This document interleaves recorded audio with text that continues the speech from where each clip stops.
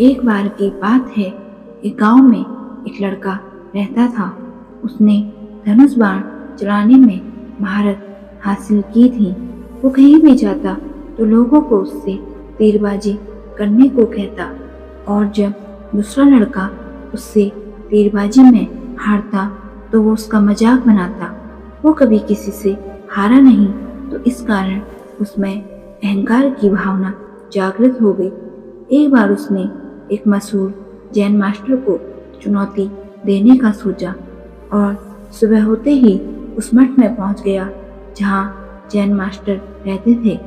दूर पहाड़ों के बीच जैन मास्टर के मठ में पहुंच गया और मास्टर से कहने लगा, मास्टर, मैं चाहता हूं कि आप मेरे साथ तीरबाजी करें।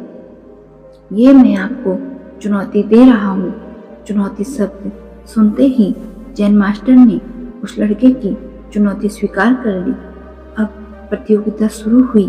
उस लड़के ने पहली कोशिश में ही दूर रखे लक्ष्य के ठीक बीचों बीच निशाना लगा दिया और दूसरी कोशिश में उसने लक्ष्य में रखे तीर को ही फेर डाला। अपनी निपुणता में अहंकार करते हुए लड़का जैन मास्टर से कहने लगा, अब बताओ मास्टर, क्या आप मुझसे बेहतर तीरबाजी कर सकते हैं? अगर कर सकते हैं तो करके दिखाइए, अगर नहीं तो कह दीजिए मैं नहीं कर सकता, मैं तुमसे हार गया। तब जैन मास्टर ने उस लड़के से कहा, तुम मेरे पीछे आओ। लड़का उनके पीछे पीछे जाने लगा। मास्टर चलते चलते मठ से बहुत दूर चले गए। वहाँ एक बहुत भयानक खाई थी। अब वो लड़का खाई को देखकर बहुत ज्यादा डर गया और जैन मास्टर से कहने लगा, अरे मास्टर, आप मुझे कहाँ ले जा रहे हैं? तो मास्टर ने कहा, अरे डरो नहीं, हम बस पहुँच गए हैं। बस अब हमें इस जर्जर पुल के बीच से गुजरना है। वो लड़का उस पुल को देखकर बहुत ज्यादा घबरा गया, क्योंकि वो पुल दो पहाड़ियों को जोड़ने के लिए किसी ने लकड़ी के एक काम चलाओ पुल का निर्माण किया था और जैन मास्टर उसी पुल से गुजरने की बात कर रहे थे। मास्टर पुल के बीच में पहुंचते ही रुक गए और कमान से तीर निकालकर दूर एक बड़े से पेड़ पर एक अचूक निशाना लगाया।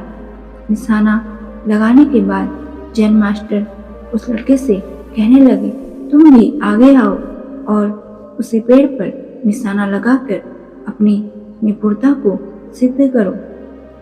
वो लड़का डरते डरते आगे की ओर बढ़ा और डरते डरते कमान से तीर निकालकर निशाना लगाने लगा, लेकिन इस बार उसका निशाना लक्ष्य के आसपास भी नहीं लगा।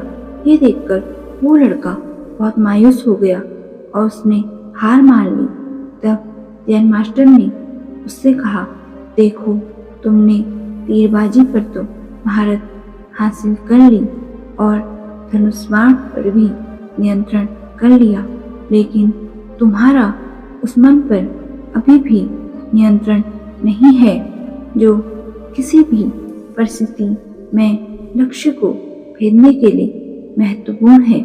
इस बात को हमेशा याद रखना कि जब तक मनुष्य के अंदर सीखने की जिज्ञासा होगी तब तक उसके ज्ञान में वृद्धि होगी, परंतु जब उसमें सर्वश्रेष्ठ होने का घमंड जागृत हो जाएगा तभी से उसका नाश प्रारंभ हो जाएगा। अब वो लड़का जैन मास्टर की बात समझ गया। उसे एहसास हो गया था कि उसका धनुर्विद्या का ज्ञान बस अनुकूल परिस्थितियों में ही काम आता है और उसे अभी बहुत कुछ सीखना है। उसने उसी वक्त अपने घमंड के लिए जैन मास्टर से माफी मांगी और हमेशा एक शिष्य की तरह सीखने और अपने ज्ञान पर घमंड ना करने की कसम खाई। दोस्तों, इस कहानी से हमने सीखा कि जब किसी के अंदर सबसे श्रेष्ठ होने का घमंड जागृत हो जाता है तो उसी वक्त से उसका नाश प्रारंभ हो जाता है। इसके साथ हर इंसान की अपनी एक खासियत होती है जिसमें दूसरा इंसान शून्य होता है। इसलिए सभी का आदर सम्मान करना हमारा कर्तव्य है।